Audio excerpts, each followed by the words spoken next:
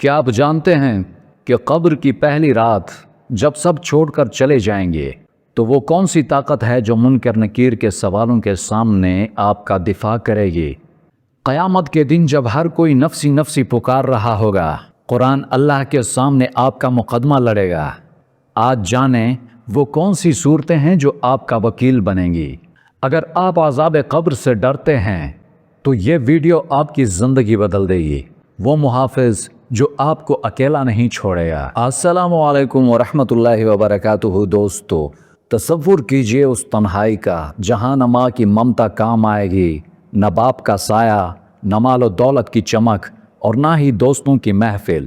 وہ اندھیری قبر جہاں سوال و جواب کا کڑا وقت ہوگا، اور وہ حشر کا تپتا ہوا میدان جہاں سورج سوا نیزے پر ہوگا اور نفسی نفسی کا عالم ہوگا۔ ایسے میں جب انسان بے یار و مددگار ہوگا، ایک ایسی ہستی آئے گی جو اللہ کے سامنے آپ کا مقدمہ لڑے گی۔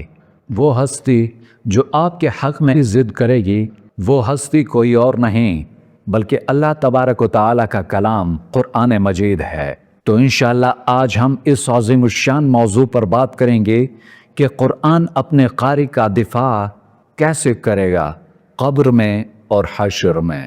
تو دوستو، قرآن صرف ایک کتاب نہیں بلکہ قیامت کے دن ایک وکیل بن کر آئے گا۔ صحیح مسلم میں ہے کہ رسول اللہ صلی اللہ علیہ وسلم نے فرمایا، قرآن پڑھا کرو کیونکہ یہ قیامت کے دن اپنے پڑھنے والوں کے لیے سفارشی بن کر آئے گا۔ ذرا سوچئے، جس دن انبیاء کرام علیہم السلام نفسی نفسی پکار رہے ہوں گے، قرآن اپنے قاری کو ڈھونڈے گا اور کہے گا، اے میرے رب، میں نے اسے راتوں کو سونے سے روکا، اسے تھکایا، اس نے مجھے پڑھا، آج میری سفارش اس کے حق میں قبول فرما۔ سبحان اللہ۔ دوستو، جب میت کو قبر میں اتارا جاتا ہے اور فرشتے آتے ہیں تو قرآن وہاں پہرے دار بن کر کھڑا ہو جاتا ہے۔ سنن ترمذی اور سنن نسائی میں روایت ہے کہ نبی کریم علیہ السلام نے فرمایا، قرآن میں ایک سورت ہے کہ جس کی 30 آیات ہیں،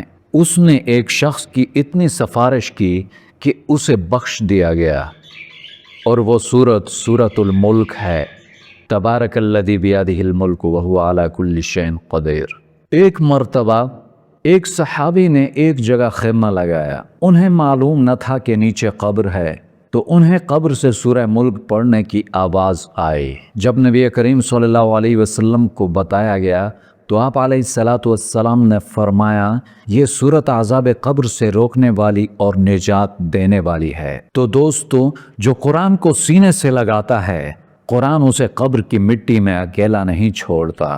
وہ قبر کے سرہانے دائیں اور بائیں پہرا دیتا ہے تاکہ عذاب قریب نہ آ سکے۔ اللہ اکبر۔ حشر کی گرمی میں جہاں سایہ میسر نہ ہوگا، وہاں سورہ بقرہ اور سورہ آل عمران اپنے قاری پر بادل بن کر چھا جائیں گے۔ صحیح مسلم میں ہے کہ رسول اللہ صلی اللہ علیہ وسلم نے فرمایا، 2 چمکتی ہوئی صورتیں یعنی کہ سورہ بقرہ اور سورہ آل عمران پڑھا کرو، کیونکہ یہ قیامت کے دن ایسے آئیں گی جیسے 2 بادل ہوں یا پرندوں کے ڈاریں، اور اپنے پڑھنے والوں کی طرف سے اللہ تبارک و تعالیٰ سے جھگڑا کریں گی۔ اللہ۔ تو دوستو، غور کرنے کی بات ہے کہ اس حدیث شریف میں ایک لفظ تحاجن استعمال ہوا ہے۔ اس کا مطلب ہے بحث کرنا یا حجت کرنا۔ تو قرآن اللہ تبارک و تعالیٰ سے ضد کرے گا کہ مولا اسے معاف کر دے، میں اسے بخشوائے بغیر یہاں سے نہیں ہلوں گا۔ اللہ اکبر۔ کلام الہی خود اپنے خالق کے سامنے ہمارا وکیل بن جائے گا۔ یہی تو ہے قرآن مقدس، یہی تو ہے قرآن۔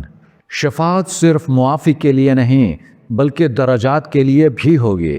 جامع ترمذی میں ہے کہ رسول اللہ صلی اللہ علیہ وسلم نے فرمایا، صاحب قرآن سے جنت میں کہا جائے گا کہ پڑھتا جا اور چڑھتا جا اور ٹہر ٹہر کر پڑھ، جیسے دنیا میں پڑھتا تھا۔ تیرا مقام وہاں ہے جہاں آخری آیت کی تلاوت ختم ہوگی۔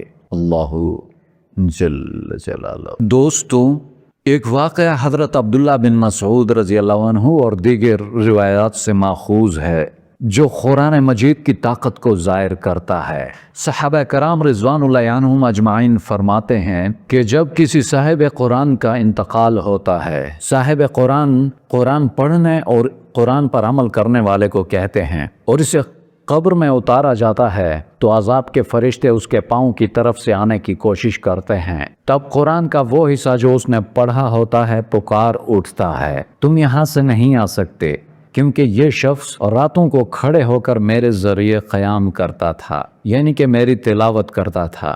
پھر فرشتے اس کے سر کی طرف سے آنے کی کوشش کرتے ہیں تو زبان پکارتی ہے، تم یہاں سے راستہ نہیں پا سکتے، اس زبان نے میرے رب کی کلام کی تلاوت کی ہے۔ پھر وہ دائیں اور بائیں سے آنے کی کوشش کرتے ہیں تو وہاں سے بھی تلاوت اور صدقات پہرے دار بن کر کھڑے ہو جاتے ہیں۔ گویا قرآن ایک زندہ محافظ کی طرح قبر کے ہر کونے پر پہرا دیتا ہے تاکہ اس کے قاری کو کوئی نقصان نہ پہنچے۔ اللہ اکبر۔ تو دوستو، اگر ہم چاہتے ہیں کہ وہ اندھیری قبر روشن ہو جائے، اگر ہم چاہتے ہیں کہ قیامت کے تپش میں ہمیں ٹھنڈا سایہ ملے، تو آج ہمیں اس قرآن سے رشتہ جوڑنا ہوگا۔ کتنے افسوس کی بات ہے کہ ہمارے گھروں میں قرآن تو موجود ہے مگر اس پر دھول جمی ہے۔ ہم دنیا کے ہر وکیل کو فیس بھرنے کے لیے تیار ہیں، مگر اللہ تبارک و تعالیٰ کی اس وکیل کو وقت دینے کے لیے تیار نہیں کہ جہاں پر فیس دینے کی بھی ضرورت نہیں ہے۔ اس لیے دوستوں، آج سے عہد کرو کہ ہم قرآن کو صرف برکت کے لیے نہیں بلکہ اپنی نجات کے لیے پڑھیں گے۔ تو اللہ تبارک و تعالیٰ سے دعا ہے کہ اے اللہ ہمیں قرآن کا سچا عاشق بنا دے۔ جب ہم اکیلے قبر کے گڑھے میں ہوں تو قرآن کو ہمارا ہمدرد اور غمخوار بنا دے، اور قرآن کو حشر میں ہمارا شفیع بنا دے، اور اس کے طفیل ہمیں جنت الفردوس الاعلیٰ میں جگہ عطا فرما، اور اس کے طفیل ہی ہمیں اپنے دیدار کے قابل بنا میرے مولا۔ آمین یا رب العالمین۔